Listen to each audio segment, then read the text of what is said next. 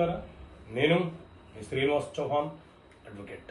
మిత్రులారా, మన నిత్య జీవితంలో ప్రతి చర్య కూడా చట్టాలకి అవినాభావ సంబంధం కలిగి ఉంటుంది కాబట్టి చట్టాల మీద అవగాహన పెంపొందించుకోవడం ఎంతో అవసరం. సో మిత్రులారా, ఇప్పటి వరకు మీకు చట్టపరమైన అంశాల మీద వేల వీడియోలు మీకు అందించాను మిత్రులారా. అలాగే మీకు ఉపయోగపడడానికి చట్టపరమైన సమస్యలకు పరిష్కారాలు అనే ఒక పుస్తకాన్ని కూడా మీ ముందుకు తీసుకొచ్చాను. సో చట్టపరమైనటువంటి సమస్యలు ఏవి, వాటికి పరిష్కారాలు ఎలా ఉంటుంది అనే అంశం గురించి ఈ పుస్తకంలో పొందపరిచిన ఒక్కొక్క విషయాన్ని మీకు విశదీకరించే ప్రయత్నం చేస్తాను మిత్రులారా. రైట్, ఒక ప్రశ్న ఏంటి అని అంటే, కుమారుడు లేదా కుమార్తె చనిపోతే వారి పిల్లలకు వారసత్వపు ఆస్తిలో వాటా కోరే హక్కు ఉంటుందా? సో మిత్రులారా, మన దేశంలో హిందూ వారసత్వపు చట్టం 1956 అమలు ఉన్నది.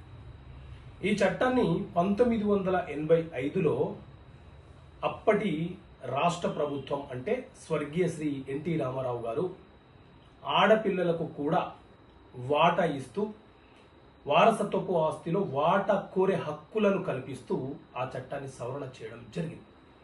ఆ తర్వాత 2005వ సంవత్సరంలో కేంద్ర ప్రభుత్వము ఈ వారసత్వపు చట్టాన్ని అంటే హిందూ సక్సెషన్ యాక్ట్ ఈ చట్టాన్ని సవరణ చేయడం జరిగింది.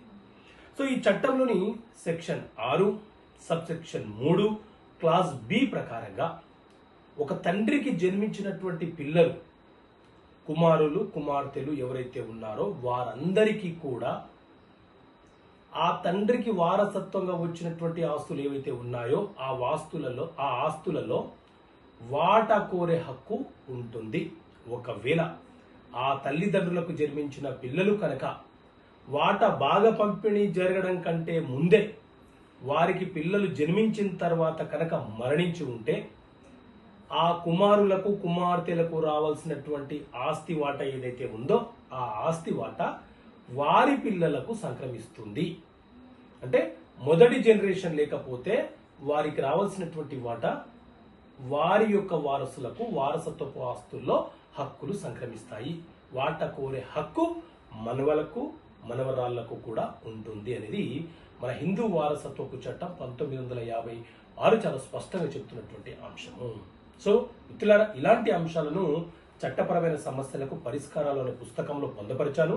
ఈ పుస్తకం నేనే రాశాను. మీకు కావాలనుకుంటే మా ఆఫీస్ నెంబర్కి కాల్ చేసి ఆర్డర్ చేయవచ్చు. ఓకే మిత్రులారా, థ్యాంక్ యూ. జై హింద్.